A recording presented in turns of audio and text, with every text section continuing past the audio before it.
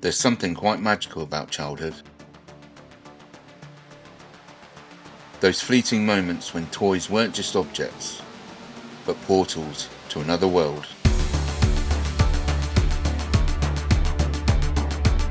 The 80s were a golden era for toys. He-Man, the A-Team, G.I. Joe, they were all great, but they weren't Madballs.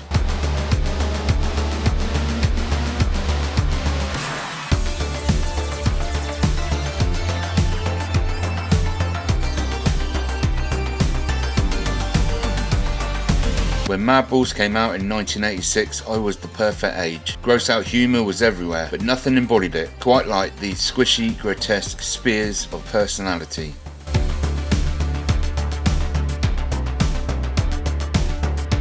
Madballs were created by an offshoot of American Greetings. The company was called Those Characters from Cleveland.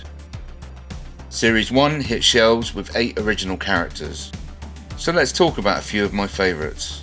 Oculus Orbus, the giant eyeball, simple yet mesmerising. It felt like he was watching your every move. Slobulus, with his oozing green slime and his eye popping out of his head. He was a perfect embodiment of gross out culture. And Hornhead, the monster with a single horn and a devilish grin. He looked like he could tear through a He-Man figure without breaking a sweat.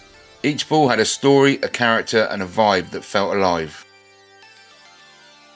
And when Series 2 dropped, the insanity doubled. The designs were wilder, the colours louder, and the personalities even more distinct.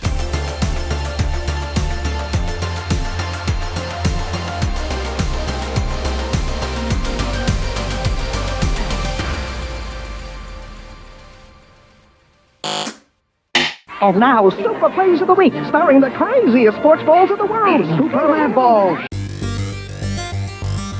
As Madballs grew in popularity, the brand expanded into new and exciting territory.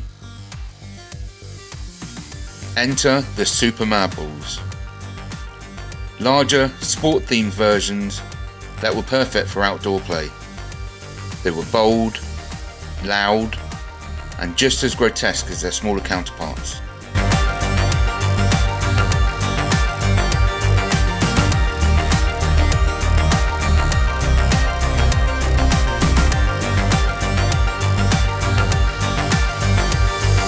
My very first Madball was one of these, Touchdown Terror.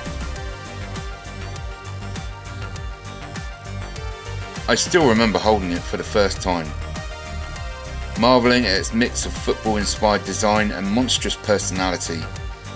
It wasn't just a toy, it felt like it had a mischievous mind of its own. Touchdown Terror was my gateway into this weird and wonderful world. It wasn't long before I was clamouring for more. And then came the head poppers.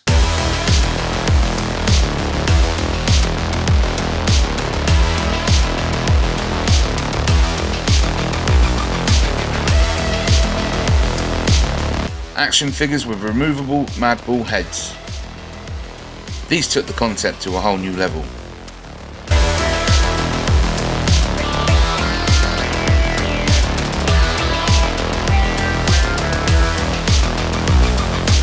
You weren't just throwing these around anymore. Now, you could pose them, fight them, and build stories around them.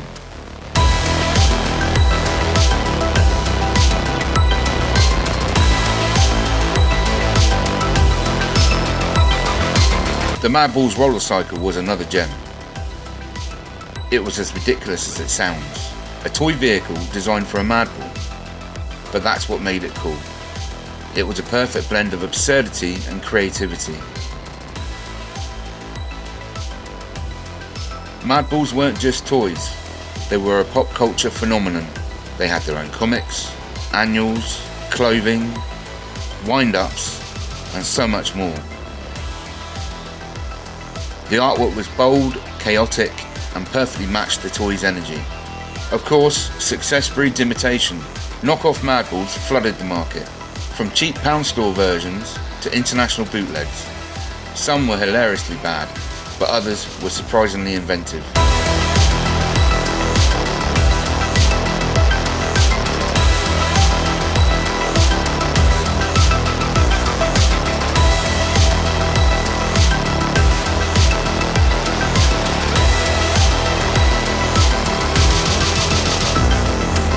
Among these were the monster baseball bats. These oversized, grotesquely designed bats were clearly inspired by the Madballs aesthetic.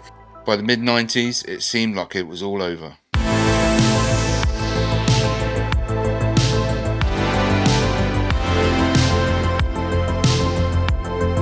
Fast forward to the 2000s, and Madballs began their resurgence.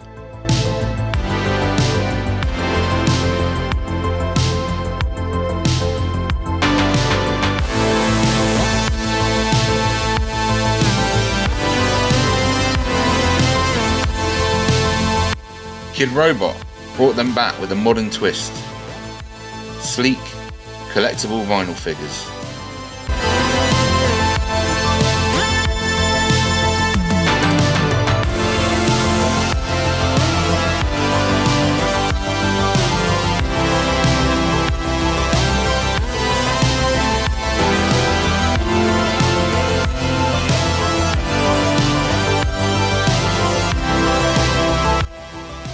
And then came Just Play, reviving the classic squishy designs for a new generation.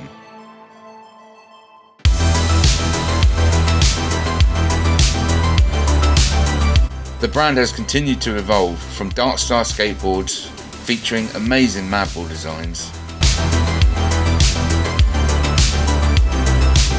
to the exquisite Sofubi Japanese coin bands that reimagined them as high art collectibles. And let's not forget the quirky frozen culture Madballs, which added a whole new dimension to their charm.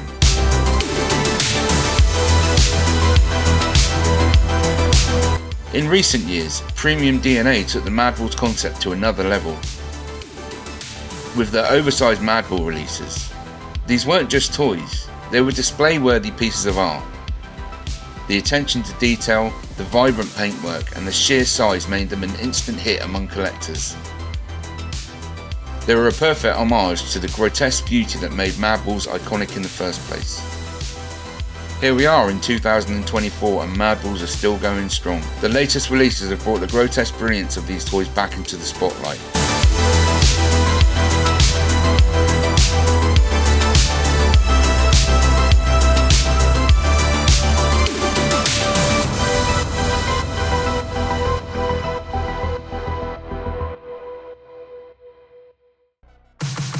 So why did I connect so deeply with Madballs? Maybe it was their unapologetic weirdness, or their ability to stand out in a sea of action figures and dolls. They were different, and so was I. As a kid, they made me feel like it was okay to embrace the gross, the strange, and the unconventional. And as an adult, they remind me of a time when toys were more than just objects. They were companions, mischief makers, and gateways to wild, untamed creativity. Madballs weren't just toys. They're a feeling, and that feeling is still alive.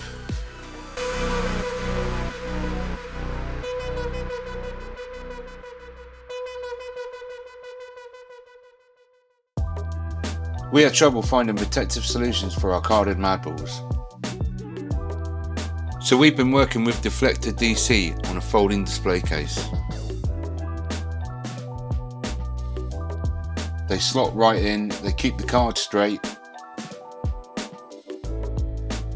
There's plenty of room in the front and in the rear. They display really well, they stack up.